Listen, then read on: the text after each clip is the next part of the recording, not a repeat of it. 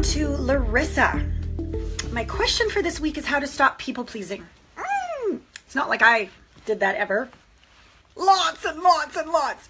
Almost every time I do, I experience a mental high followed by a crash of feeling like I betrayed myself. Yeah, there is literally a brain synapse and a central nervous system of getting something on the outside, like hooked, like a high, literally like a high of like, safe, I'm loved, and then the crash because it's false. And these hormone receptors that are seeking things will crash because they're fight or flight or freeze. They're reptilian brain kind of choices. So then you will get a crash and then you'll have to do it again. So I'd like to detox you. Literally, if we looked in the cells of your body, we wouldn't know if you were detoxing from heroin or people pleasing.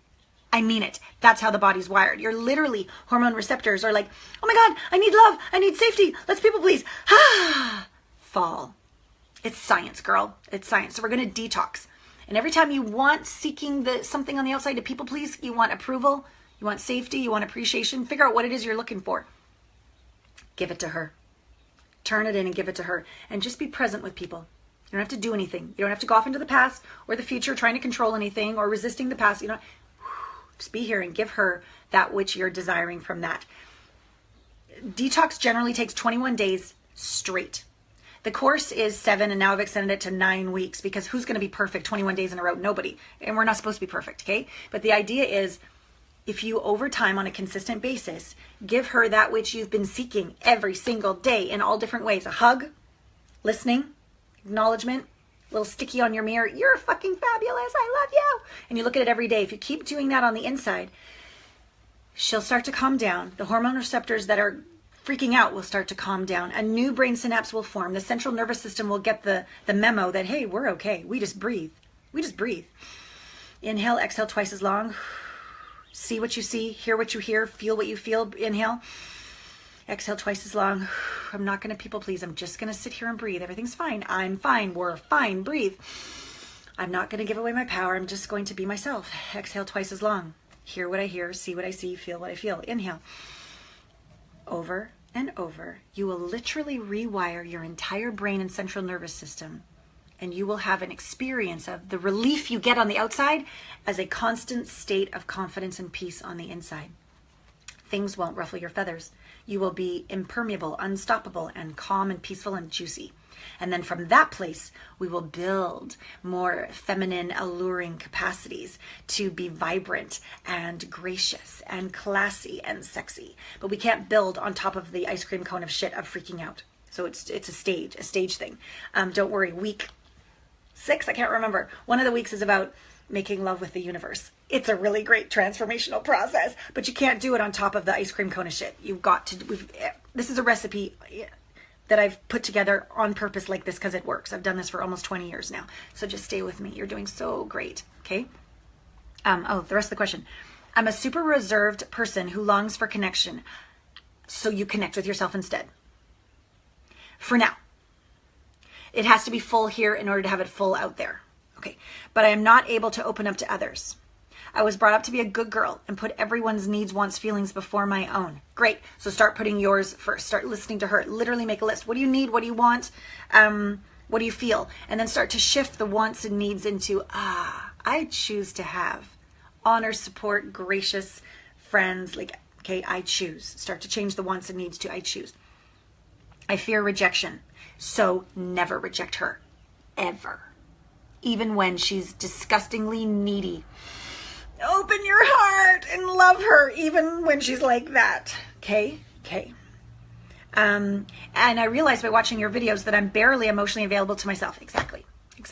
When she starts to feel that way, you probably shut the fuck up, go back in the closet. I don't want anyone to know. Okay? That's who you're emotionally unavailable to. Start to get to know her.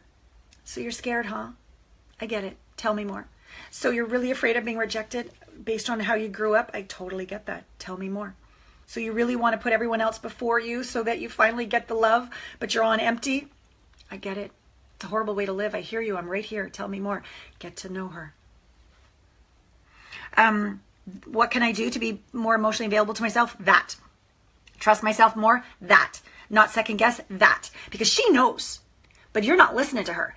Yeah, she's whatever, scared or what have you, but that's only because of the way you've been treating her because you didn't know any better. Okay, forgive yourself. Apologize to her. I'm so sorry, I didn't know. I thought pushing you away and putting on a good happy face, people pleasing, was going to make us feel better. It doesn't. I apologize. I'm doing it differently now. Alana's taught me another way. Please forgive me. Come here. I love you. And listen. And she will go, once you get to know her better, once she calms down, once she has a good cry, once she's like, I've been missing you. Thank you for rescuing me. And then she calms down and you guys start journaling together, going for walks in nature together, really talking before you go to bed early in the morning. She'll say, can't trust that one. She knows. She's the intuition, instinct. She's in there. She's deep in there. But because she's been shut down, you're just spinning in your head. And of course you second guess because you're not even connected. But once you get connected, oh, she's so wise. I promise you. I promise you. She has a lot to tell you. And the second guessing, which occurs up here, will no longer be happening because you'll be living in here, open, connected to your power, connected to your womb. That's down there. Awesome. I love your authenticity and your enthusiasm. Thank you. I would love to embody these qualities as well. Great. They're in you. You don't have to go find them to embody them. They're in there. It's more about excavating what's on top of it to let them emerge. We're all the same. We're all the same. That's all. I'm just like a little bit ahead. That's all. How do you do it? And how can I have it too, Larissa? I do it by walking this talk. I've been doing it for a long time. There's a lot of little Alanas in there that are so insecure, so afraid, so wanting approval, so wanting to be safe. And I just talk to her and I love her. All the little Alanas in there. And she now trusts me. And of course, I prefer a lot of things to be different even than they are right now. But if I'm going to be in resistance to how things are, I don't have choice. There's no forward movement of energy. I have to be in allowance of how things are, even if I don't like it, so I can be at choice. I can know what I know. I can take an action that's effective and efficient. And even if I fall down, which I do daily, I love myself enough to not judge myself. And then I say, well, that sure as shit didn't go very well, did it? Kind of like week 1 when, who was it? Dave, like really freaked out on me or whatever. And my assistant, and we were like, ah! And we're like, okay. And we owned it. And we took full responsibility and we leaned in and we apologized and we grew and we made things better. And now we're all stronger and even more authentic together.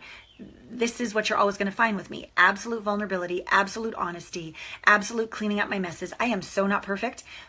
And I'm willing to grow and I'm willing to risk and I'm willing to soar. And in that process, you don't just go, ha, perfect, ha, ha, ha. Now it's done. No, when you grow and you go and you date, some dates are going to go well. Some are going to suck. Okay. And when you grow a business, some things are going to go well and some things are going to fall down. It's just part of growth and evolution. You're going to have a very small little baby life if you'll never let yourself risk and grow, because part of risking and growing is making mistakes. And if you say, little you, you're an idiot, little you's going to go, well, fuck you. I'm not going to risk anymore. But if you're like, hey, little you, that sucked bad. They were really mean. I know. Well, I love you. It's going to be okay. We're still going to grow. Let's clean up our mess. Let's keep going. Let's not define our worth by anybody's opinion except for us. And let's keep following our dreams. Okay, let's do it. Let's have another date. Okay. And out you go again. I am no different. I am no different. It's okay to have a really big sob, a really good cry. It's a way of honoring your courage and your resilience. It builds resilience when you honor the process of being human. I really don't think we're here to get it perfect and have it be right all the time. That's kind of fake and boring. It's not like it's daytime all the time. Or the waves come in, they never go out. It's not like that. It's pain and love. That's life. Now, the key is, can you respond to pain with love? If you can, life's going to be very graceful and very easy for you. But if you resist pain, life is going to be very hard. It's going to be a life of suffering. Pain isn't bad. It's just an experience. It's our meaning of the pain and our resistance of the pain that causes the suffering. Pain in of itself, you just breathe through and you hold yourself tight and you get through to the other side, and it deposits something behind. When you go through pain with leaning in and breathing, it deposits a gem of growth. Something in you emerges, this capacity. I love your authenticity. I'd like to embody those qualities as well. That's how, by loving little Larissa when she's scared. And then through that pain, on the other side, you will have more enthusiasm and resilience to show up. There's no way through but through. So you're doing it, and I honor you, and I celebrate you.